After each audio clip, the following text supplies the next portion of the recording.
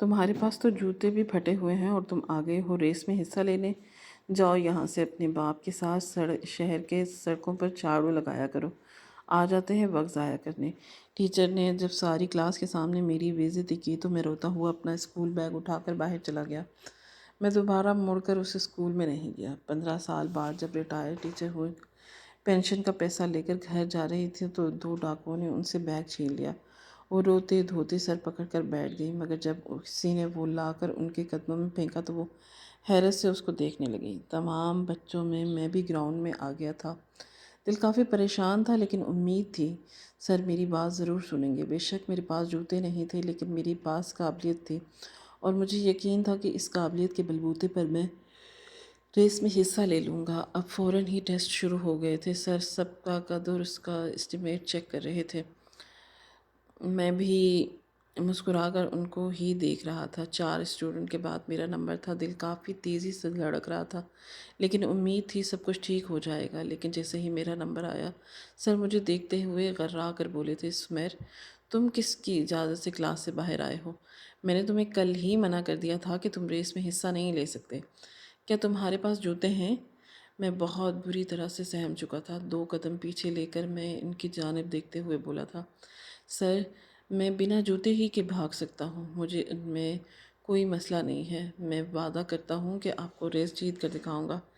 میری جانب سے آپ کو بالکل مایوسی نہیں ہوگی۔ میری بات سن کر سر اچانک دھاڑ کر بولے تھے، یہ ڈرامے بازی کسی اور کے سامنے کرنا، یہاں پر صرف جوتے لگتے ہیں۔ ریت اتنی گرم ہوتی ہوگی کہ تم وہاں کیسے بھاگو گے؟ میں ایک لمحے کے لیے چپ ہو گیا تھا۔ ان کی بات درست تھی۔ ریس دوپہر کے وقت ہونی تھی جب پورا گراؤنڈ تپ رہا ہوتا ہے۔ میں ان کو دیکھتے ہوئے کچھ کہتا اس سے پہلے کہ وہ بولے تھے، جاؤ یہاں سے، اپنے باپ کے ساتھ شہر کی سڑکوں پر جھاڑو لگایا کرو۔ آ جاتے ہیں وقت ضائع کرنے۔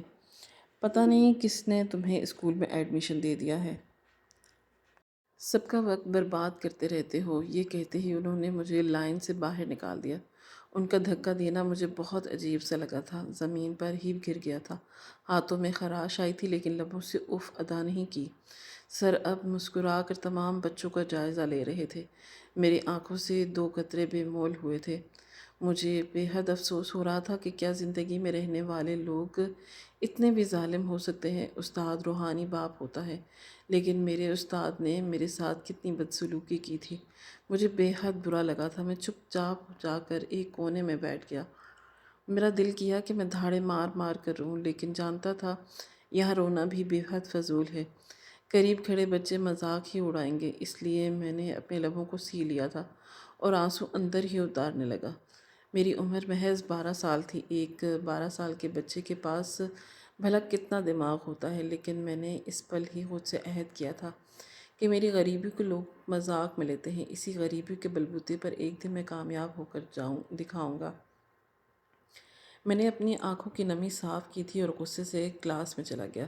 وقت معمول کے مطابق گزر رہا تھا۔ اگلی صبح کا سورج پوری آب و تاب سے روشن تھا۔ گھر پر تیار ہوتے وقت میرا دل بہت اداس ہو رہا تھا۔ ایک لمحے کے لیے دل کیا کہ آج اسکول جاتا ہی نہیں، فضول میں کلاس میں بچے مذاق بنائیں گے، کیونکہ جب میں کلاس سے باہر گراؤنڈ کی طرف جا رہا تھا تو مجھے 2-4 بچوں نے ٹوکا تھا کہ تمہیں سر ریس میں نہیں حصہ لینے دیں گے، تم کلاس میں ہی بیٹھ جاؤ، تمہارا جانا بے فضول رہے گا۔ مگر میں ہی کچھ زیادہ ایکسائٹڈ ہو گیا تھا کہ نہیں، سر بہت اچھے ہیں، ہمیشہ صاف پسندی سے کام لیتے ہیں، تم سب دیکھنا، سر مجھے بھی لازمی ریس میں حصہ دلائیں گے۔ مگر مجھے منہ کی دکھانی پڑی۔ سر نے مجھے ذلیل کر کے نکال دیا، بلکہ پوری کلاس کے سامنے رسوا بھی کیا۔ ابھی میں تیار ہو ہی رہا تھا کہ جب کمرے میں میری امی آئی اور میرے بالوں میں ہاتھ پھیرتے ہوئے بولی تھی کہ کیا ہوا میرے بچے کو، اتنا اداس کیوں لگ رہا ہے؟ میں نے ان کی طرف دیکھا تو میرا دل پسیج گیا۔ میری ماں کم عمری میں ہی بیوہ ہو گئی تھی۔ میرے سر پر باپ کا سایہ نہیں تھا، کوئی بڑی بہن بڑا بھائی نہیں تھا، صرف ماں اور ایک ماموں کے گھر میں زندگی بسر کر رہی تھی۔ میں ان کو دیکھتے ہوئے بولا تھا کہ کچھ نہیں، بالکل ٹھیک ہوں۔ کوئی کام ہے آپ کو؟ وہ مجھے دیکھتے ہوئے بولی تھی کہ ہاں، تم یہ سلائی کے کپڑے زرینہ باجی کو دیتے ہوئے چلے آؤ گے۔ میں نے سر کو ہلکی جنبش دی تو وہ میرے بالوں میں ہاتھ پھیرتے ہوئے بولی تھی، میرا لاکھوں میں ایک بیٹا ہے، یہ تم دے دینا اور ناشتہ اسکول میں کر لینا۔ ان کی دھیمی آواز سن کر میں پورا معاملہ سمجھ گیا تھا۔ یقیناً ممانی نے ہی کوئی نہ کوئی بات کہی ہوگی جس وجہ سے وہ میری طرف صرف 10 روپے بڑھاتے ہوئے بولی تھی۔ میں جانتا تھا 10 روپے میں کچھ نہیں آتا، مگر پھر بھی امی کو خوش کرنے کے لیے میں نے مسکرا کر وہ پیسے لے لیے اور اپنا بیگ اٹھا کر اسکول کی جانب روانہ ہو گیا تھا۔ زندگی میں انسان پر کسی بھی قسم کا دکھ آ جائے لیکن یتیمی کا دکھ کبھی نہیں آنا چاہیے۔ اگر انسان یتیم ہو جائے تو پوری دنیا آپ کی دشمن بن جاتی ہے، سر سے چھت چھن جاتی ہے اور پاس کچھ نہیں بچتا۔ میرے ابو جب تک زندہ تھے میں کبھی نہیں رویا تھا، وہ ہمیشہ مجھے سر آنکھوں پر بٹھاتے تھے، لیکن جب سے وہ دنیا سے چلے گئے میری زندگی میں صرف اور صرف آنسو لکھ دیے گئے تھے۔ زرینہ باجی کے گھر ان کے کپڑے پہنچا کر میں اسکول کی جانب روانہ ہو چکا تھا۔ میں جانتا تھا کہ مجھے کافی دیر ہو گئی ہے، یقیناً استاد جی اس فضول میں مجھے باتیں سنائیں گے اور یہی چیز مجھے کافی پریشان کر رہی تھی۔ ایک مختصر مسافت کے بعد میں اسکول داخل ہو گیا تھا۔ گارڈ نے بھی کافی سختی سے مجھے ڈانٹا تھا کہ یہ کوئی وقت ہے اسکول آنے کا، مگر میں ان کو کچھ نہیں کہہ سکتا تھا، صرف معذرت کر کے اندر آ گیا اور دل ہی دل میں دعا کر رہا تھا کہ سر کاشف کلاس میں نہ آئے ہوں، ان کی جگہ کوئی اور پیریڈ لینے آ چکا ہو، مگر یہ صرف اور صرف میری خام خیالی تھی۔ سر کاشف ہی میرا پہلا پیریڈ لیا کرتے تھے۔ میں نے انہیں جیسے ہی کلاس روم میں دیکھا تو میرے پورے وجود میں کپ کپی دوڑ گئی تھی۔ میں جانتا تھا یہ یقیناً کوئی ایسی ہی بات کریں گے کہ میرا دل آزاری کرے گی، اور میں اوپر والے کا نام لے کر کلاس روم کے اندر دروازے کے پاس آ گیا تھا۔ ہلکی دستک دے کر میں نے سر جھکا کر سر کے اندر آنے کی اجازت مانگی تھی، جب اچانک انہوں نے زناٹے دار تھپڑ میرے منہ پر رسید کیا تھا، جس کی تاب نہ لاتے ہوئے میں اس پل زمین بوس ہو گیا، اور مجھے دیکھتے ہوئے بولے تھے کہ کہاں تھے تم؟ اس وقت کوئی اسکول آتا ہے؟ تمہیں پتہ ہے کلاس شروع ہوئے پورے 15 منٹ ہو چکے ہیں، تمہیں وقت کا بالکل احساس نہیں ہے، کسی نے تمہیں ایڈمیشن دیا ہے، تمہیں دیکھنا 2 دن کے اندر اندر اگر میں نے تمہارا ایڈمیشن کینسل نہیں کروایا تو میرا نام بھی سر کاشف نہیں۔ ان کی بات سن کر میں رونا شروع ہو گیا تھا۔ اگر میرا ایڈمیشن کینسل ہو جاتا تو ماموں کبھی بھی میرا ایڈمیشن اتنے اچھے اسکول میں نہیں کرواتے۔ مجھے پڑھ کر بہت کامیاب انسان بننا تھا۔ میں ان کے سامنے کان پکڑتے ہوئے بولا تھا کہ سر آئی ایم سوری، اب دوبارہ غلطی نہیں ہوگی۔ دراصل میں اپنی امی کے کپڑے جو انہوں نے سلائی کیے تھے وہ ان کے کسٹمر کو دینے کے لیے چلا گیا تھا، اس لیے دیر ہو گئی، مگر اب آئندہ ایسی غلطی نہیں ہوگی، میں سیدھا اسکول آؤں گا، پلیز سر مجھے معاف کر دیں۔ میری سسکیاں پوری کلاس میں گونج رہی تھیں۔ میں جانتا تھا کہ یہ سب بعد میں میرا خوب مذاق بنائیں گے، لیکن اس وقت مجھے صرف اور صرف اپنی پڑھائی کی ٹینشن ہو رہی تھی۔ سر کاشف نے ایک سخت نگاہ میرے وجود پر ڈالی تھی اور میرا بازو تھام کر کلاس سے باہر دھکا دیتے ہوئے بولے تھے کہ سامنے جا کر کان پکڑ کے کھڑے ہو جاؤ، آئندہ کے بعد اگر تم نے دیر کی تو سچ بتا رہا ہوں پرنسپل آفس میں لے جاؤں گا اور تمہارا نام ختم کروا دوں گا۔ تم نے مجھے بہت پریشان کر کے رکھ دیا ہے، نہ پڑھائی میں اچھے ہو نہ ہی کسی قابل ہو، پتہ نہیں تم جیسے اسٹوڈنٹ کیا ہوگا۔ یہ کہتے ہی وہ کلاس کا ڈور بند کر چکے تھے۔ مجھے خوب رونا آیا تھا، آنسو بھر بھر کر میری آنکھوں سے بہہ رہے تھے۔ واقعی آج مجھے شدت سے اپنے باپ کی یاد آ رہی تھی۔ اگر میرے بابا حیات ہوتے تو میں لازمی سر کاشف کی شکایت ان سے کرتا اور پھر وہ آ کر اسکول میں ان کی کمپلین کرتے، مگر میرے پاس تو باپ ہی نہیں تھا جو میرے لیے اسٹینڈ لیتا۔ امی کو میں کچھ نہیں بتانا چاہتا تھا اور وہ ویسے بھی بہت پریشان رہتی، کبھی کسی وجہ سے تو کبھی کس وجہ سے، کبھی مانی سے ان کی لڑائی ہو جاتی تو کبھی ان کو میکے میں رہنے کا طعنہ دیا جاتا۔ ہر وقت امی سلائی پر ہی بیٹھی رہتی تھی۔ رات میں جب ہم دونوں ماں بیٹے ایک ساتھ لیٹے تھے تب وہ مجھ سے اسکول کی تمام روادات پوچھتی تھی اور میں ہمیشہ مسکرا کر ان کو اچھی بات ہی بتایا کرتا تھا۔ جانتا تھا کہ اگر ذرا بھی تکلیف کی بات کی تو ان کو بتائی تو وہ خوب روئیں گی، اور میں بالکل نہیں چاہتا تھا کہ میری وجہ سے میری ماں ذرا بھی تکلیف میں آئے۔ وقت دھیرے دھیرے گزرتا جا رہا تھا۔ میں جس جگہ کھڑا ہوتا تھا وہاں اب دھوپ آنا شروع ہو گئی تھی۔ مجھے کافی پریشانی ہو رہی تھی، گرمیوں کی یہ سخت دوپہر مجھے کانٹے کی دوڑ رہی تھی۔ میں ہٹ کر تھوڑا سا دوسری کلاس کے سامنے کھڑا ہو گیا جب اچانک مس کشف میرے پاس آئی تھی اور مجھے دیکھتے ہوئے سوالیہ بولی تھی کہ کیا ہوا سمیر، بیٹا تم یہاں کیوں کھڑے ہو؟ انہوں نے شفقت سے میرے سر پر ہاتھ پھیرتے ہوئے پوچھا تو میری آنکھوں سے بھل بھل آنسو بہنا شروع ہو گئے تھے۔ میں سر جھکا کر بولا تھا کہ مس دیر سے آیا تھا اس کلاس میں، لیکن سر نے داخل نہیں ہونے دیا، مار کر نکال دیا۔ میری بات سن کر انہوں نے حیران ہو کر مجھے دیکھا تھا اور فوراً بولی تھی کون سے سر نے؟ ان کا لہجہ کافی سخت تھا۔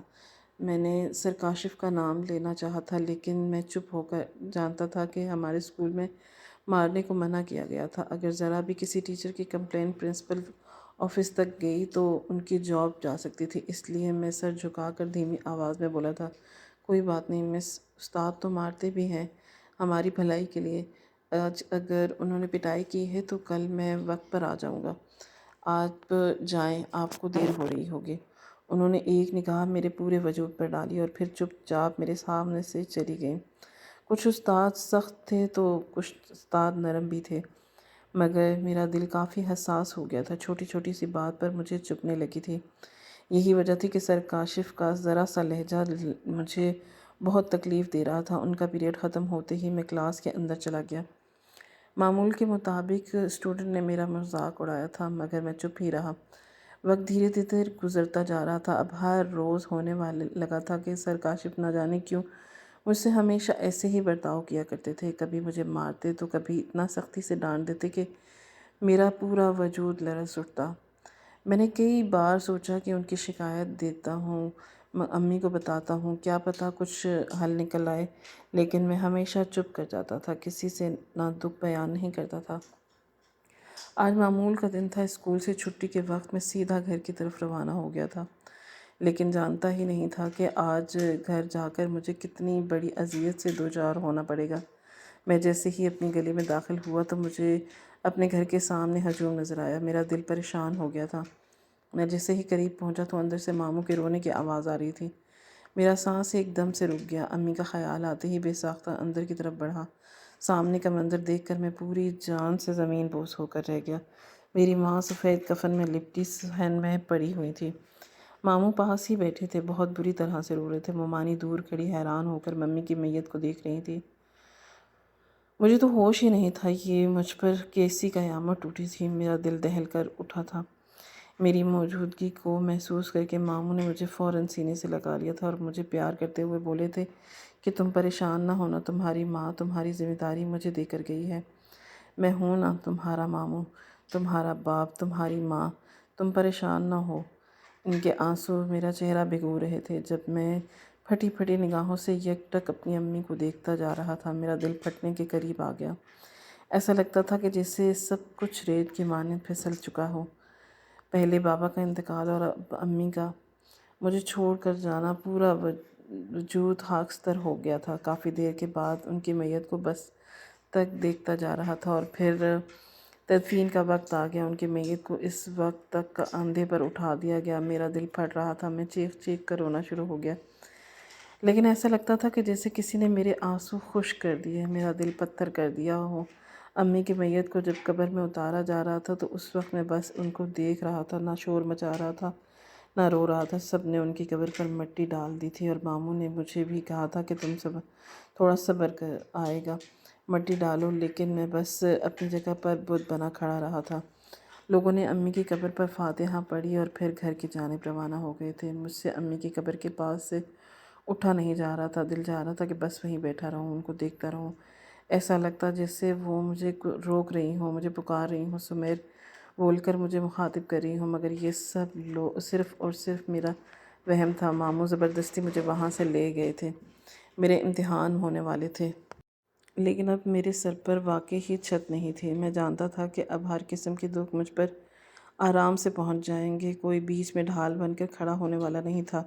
لیکن کہتے ہیں نا کہ جب خدا تمام سہارے چھین لیتا ہے تو پھر اپنی آغوش سونپ دیتا ہے۔ پوری رات بس میں امی کی مشین کے پاس بیٹھا رہا۔ ایسا لگتا تھا کہ جیسے وہ میرے پاس ہیں، وہ سلائی کر رہی ہیں اور میں انہیں دیکھ رہا ہوں۔ تقریباً تہجد کے وقت نہ جانے کیوں میرا دل ایک لمحے کے لیے لرز اٹھا۔ آج امی کا حساب کتاب تھا اور ان کی قبر میں فرشتے آئے ہوں گے۔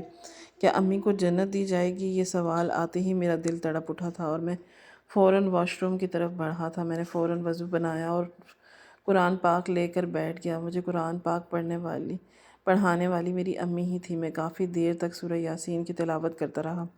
اب میری آنکھوں سے آنسو بہنا شروع ہو گئے تھے۔ خدا تعالیٰ نے مجھے اپنی گود سونپ دی تھی۔ ایسا لگتا تھا کہ جیسے انہوں نے میرے دل پر اب مرہم رکھنا شروع کیا تھا۔ میں اتنا رویا تھا کہ میرا دل پھٹنے کے قریب آ گیا تھا۔ میں چیخ چیخ کر رو پڑا۔ لمحے بعد ہی ماموں آ گئے۔ مجھے اس حال میں دیکھ کر انہوں نے فوراً مجھے اپنے سینے سے لگا دیا تھا۔ مجھے سنبھالنے کی کوشش کی تھی لیکن میں کسی کے قابو نہیں آ رہا تھا۔ اب میں بے قابو ہو چکا تھا۔ وقت دھیرے دھیرے گزرتا جا رہا تھا۔ میں تقریباً 1 ہفتے بعد ماموں نے مجھے سمجھا کر اسکول بھیجا تھا کہ تمہاری ماں کو تمہارا پڑھنا بہت پسند تھا اور دن رات محنت کر کے تمہیں تعلیم دلانا چاہتی تھی، اور میں اپنی بہن کا یہ خواب پورا کرنا چاہتا ہوں۔ تم جاؤ اسکول، کچھ بھی مسئلہ ہو مجھے آ کر بتانا، میں تمہارے ہر مسئلے کو حل کروں گا۔ ماموں کو اتنا کہہ دینا میرے لیے کافی تھا۔ میں بہت ہمت کر کے اسکول کی جانب روانہ ہوا تھا۔ میں ٹھیک وقت پر پہنچ گیا تھا۔ سب سے آخری بینچ پر جا کر میں سر جھکا کر بیٹھ گیا تھا۔ تھوڑی دیر بعد ہی سر کاشف آ گئے تھے۔ سلام وغیرہ کرنے کے بعد انہوں نے سب سے پہلے مجھے ہی پوائنٹ آؤٹ کیا تھا اور سب کے درمیان کھڑا کر دیا۔ میں دھڑکتے دل کے ساتھ سر جھکا کر کھڑا ہو گیا جب وہ دھاڑ کر بولے تھے کہ کہاں تھے تم؟ پورے 1 ہفتے غائب رہے ہو۔ تمہیں ذرا بھی پڑھائی کا کچھ ہوش ہے یا نہیں؟ یا اپنے باپ کے ساتھ جھاڑو لگا رہے تھے روڈ پر؟ ان کی بات کو میں ضبط کر گیا، مٹھیاں بھینچ لی۔ اس بار میرا دل کیا کہ میں انہیں بری طرح سنا دوں۔ میں کب تک ان کی یہ باتیں برداشت کرتا؟ میرے بابا جھاڑو لگانے کا ہی کام کرتے تھے، مگر اب ان کا انتقال ہو گیا تھا، مگر یہ باتیں کسی کو علم میں نہیں تھی۔ سب یہی سمجھتے تھے کہ میرے بابا حیات ہیں، کیونکہ میں اپنی پریشانی کبھی کسی کو بتانا ہی نہیں چاہتا تھا۔ ابھی بھی کسی کو اس بات کا بالکل علم نہیں تھا کہ میری والدہ مر چکی ہیں۔ میں کچھ کہتا اس سے پہلے ہی سر کاشف بولے تھے، میری کلاس سے آپ باہر چلے جائیں۔ مجھے آپ جیسے اسٹوڈنٹ کی بالکل ضرورت نہیں ہے، جسے کلاس کے اصول کی بالکل فکر نہیں ہے۔ میں ان کو دیکھتے ہوئے کچھ کہتا اس سے پہلے ہی وہ ایک بار پھر دھاڑ کر بولے تھے، میری آواز آپ کے کان میں نہیں آ رہی؟ یا پھر میں پرنسپل سر کو یہیں بلاؤں، تب آپ باہر جائیں گے؟ ان کی بات سن کر میں لرز اٹھا تھا اور جب چپ چاپ کلاس سے باہر جا کر کھڑا ہو گیا تھا۔ نہ جانے کیوں سر کاشف مجھ سے بہت اختلاف رکھتے تھے۔ آخر انہیں کیا پرابلم تھی؟ اس بات کا مجھے بالکل اندازہ نہیں تھا۔ ان کا پورا پیریڈ میں نے باہر ہی گزارا تھا اور پھر میں کلاس کے اندر چلا گیا۔ دوسرا پیریڈ مس روزینہ کا تھا۔ انہوں نے آتے ہی سب سے پہلے مجھے کھڑا کیا اور مجھ سے پورا 1 ہفتہ غائب ہونے کی وجہ پوچھی تھی۔ مجھے بالکل سمجھ نہیں آ رہا تھا کہ میں انہیں سچ بتاؤں یا بات گول کر دوں، لیکن وہ ٹیچر ہمیشہ مجھ سے شفقت سے پیش آتی تھی، کبھی بھی سخت رویہ نہیں اپناتی تھی۔ اسی لیے میں سر جھکا کر بولا تھا کہ میری امی کا انتقال ہو گیا ہے، جس وجہ سے میں اسکول آنے سے قاصر تھا۔ گھر میں کسی کو ہوش نہیں تھا کہ وہ اپلیکیشن بھیج دیتے۔ میں معذرت خواہ ہوں، آئندہ ایسی غلطی نہیں ہوگی، کیونکہ اب نہ میرے پاس باپ بچا ہے اور نہ ماں۔ اگر اب کوئی مرا تو میں اگلے دن اسکول آ جاؤں گا۔ میں یہ بات اتنی تلخی سے بولا تھا کہ مس روزینہ تڑپ اٹھی تھی۔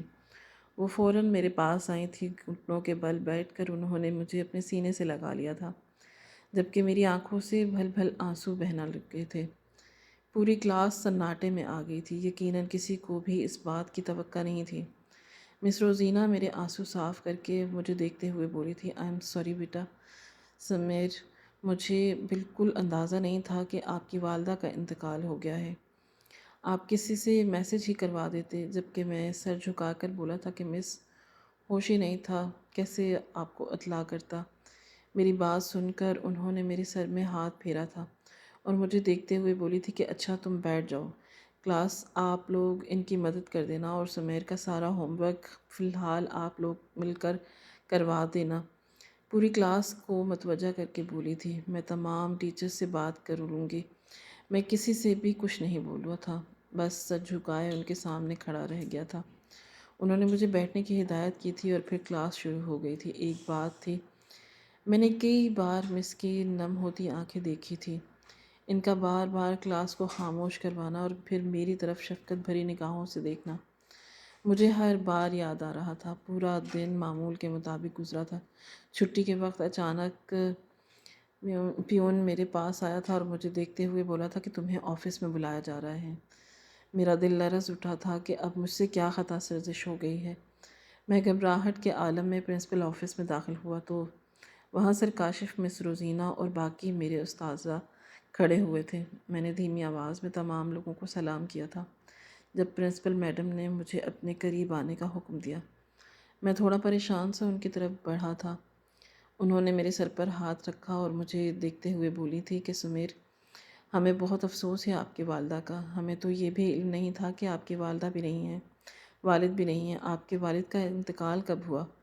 میں سر جھکا کر بولا تھا، کلاس کے شروع میں ہوا تھا اور اب امی چل بسی ہیں۔ کہتے کہتے میں رو پڑا۔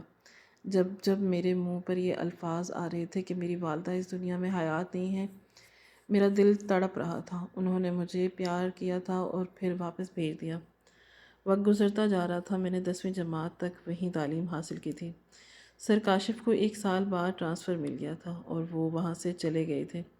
مس روزینہ میرا بہت خیال رکھتی تھی۔ ان کی نگاہ میں ان کی اولاد کی مانند تھا۔ وہ اپنے بچوں کی طرح مجھے سمجھتی تھی۔ اپنے ٹفن سے کھانا کھلاتی، مجھے پیسے بھی دیتی تھی تاکہ میں چیز کھا سکوں۔ میری ممانی کبھی مجھے پسند نہیں کرتی تھی۔ جس طرح وہ امی کے ساتھ برتاؤ کرتی تھی، اسی سے بھی بدتر وہ مجھ سے زیادہ برتاؤ کرتی تھی۔ میں پورا دن گھر پر ہی نہیں ہوتا تھا۔ اسکول سے واپسی پر میں ماموں کے پاس دکان پر چلا جاتا تھا، ان کے ساتھ ہی رہتا، ان کے ساتھ ہی گھر واپس آتا تھا۔ اس بات پر بھی انہیں خوب اعتراض تھے، مگر میں اس طرف دھیان دینا نہیں چاہتا تھا۔ 10ویں جماعت کے بعد میرے ماموں سے درخواست کی تھی کہ مجھے آرمی میں جانا ہے۔ تب انہوں نے مجھے ایک اچھے کالج میں داخل کروا دیا۔ شکر ادا کرتا ہوں کہ اللہ تعالیٰ نے اگر مجھ سے ماں باپ کا سایہ چھینا تھا تو ان کی بدولت ایک ماموں دیے تھے جو مجھے ہمیشہ سمجھتے تھے۔ کالج میں جانے کے بعد بھی مس روزینہ میرے ساتھ کانٹیکٹ میں رہی تھی۔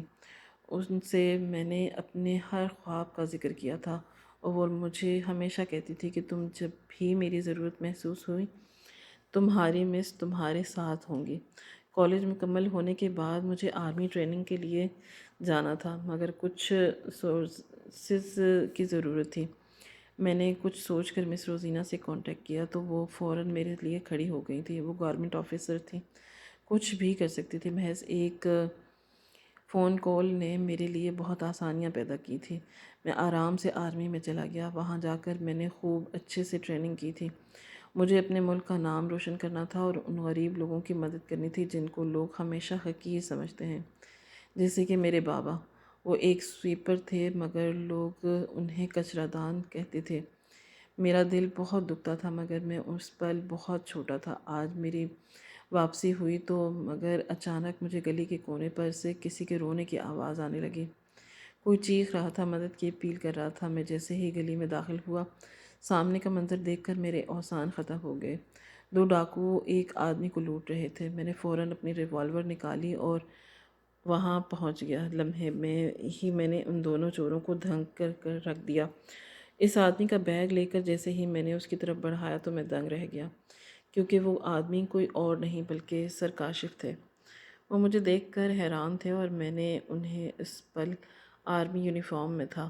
وہ مجھے دیکھتے ہوئے سوالیہ بولے تھے کہ تم سمیر ہو نا، کلاس 2 والے؟ ان کا لہجہ دھیما تھا۔ میں نے سر کو ہلکی جنبش دی تو اچانک ہی وہ روتے ہوتے میرے سینے سے لگ گئے۔ میرا دل بند ہونے کے قریب آ گیا تھا۔ وہی ہچکیوں سے رو رہے تھے۔ میں نے ان کے پیٹ تھپ تھپا کر انہیں سنبھالنے کی کوشش کی تو وہ روتے روتے وہیں فٹ پاتھ پر بیٹھ گئے۔ میں بھی ان کے قریب ہی بیٹھ گیا تھا۔ وہ میرا ہاتھ تھامتے ہوئے بولے تھے کہ مجھے معاف کر دو سمیر، مجھ سے بہت بڑی غلطی ہو گئی۔ جس دن میرا ٹرانسفر ہوا تھا اس دن سے ہی میری بربادی شروع ہو گئی تھی، کیونکہ میں نے تمہارے ساتھ بہت کچھ غلط کیا تھا۔ کئی بار ہمت کی واپس اسکول آؤں، تم سے معافی مانگوں، تمہیں پیار کر کے سینے سے لگاؤں، لیکن کبھی ہمت نہیں ہو پائی، کیونکہ جس اسکول میں میرا ٹرانسفر ہوا تھا وہاں بچے نہیں جلاد تھے۔ لوگوں نے مجھے اتنا ذلیل کیا تھا، اتنی بے عزتی کی کہ میں نے ایک بار پھر ٹرانسفر کروا لیا اور میرا ٹرانسفر بہت ہی بری جگہ ہوا۔ میں نے بہت جلد ریٹائرمنٹ لے لی تھی۔ آج میں اپنی پینشن لے کر ہی واپس آ رہا تھا جب ان لوگوں نے مجھے لوٹ لیا، مگر خدا کا شکر ہے کہ رب العالمین نے تمہیں میری مدد کے لیے بھیج دیا۔ میں آج بھی تمہارے بارے میں سوچتا ہوں، کیونکہ میں نے زندگی میں اگر کسی کے ساتھ زیادتی کی تھی تو وہ صرف تم تھے۔ مجھے تم بہت اچھے لگتے تھے۔ تمہیں پتہ ہے جب تک مجھے اس بات کا علم نہیں تھا کہ تم سیما کے بیٹے ہو، تب تک میں تمہیں ہمیشہ سینے سے لگاتا تھا۔ دراصل سیما تمہاری ماں میری محبت تھی۔